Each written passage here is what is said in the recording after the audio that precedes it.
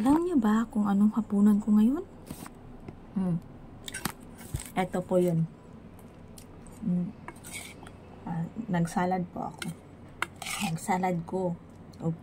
Cherry tomato, lettuce, pipino, carrot, saka konting 2 pirasong grape, saka apple. Sarap na ito, sobra.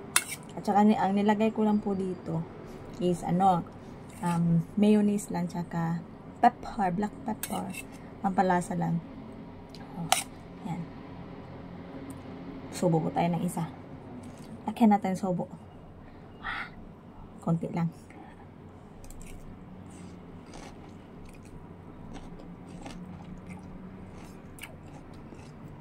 Pero pag ayaw nyo ng medyo malat-alat, lagyan nyo ng asin, konti. Saka, kung gusto nyo na maanghang, lagyan ng chili powder. Yun lang. Kain.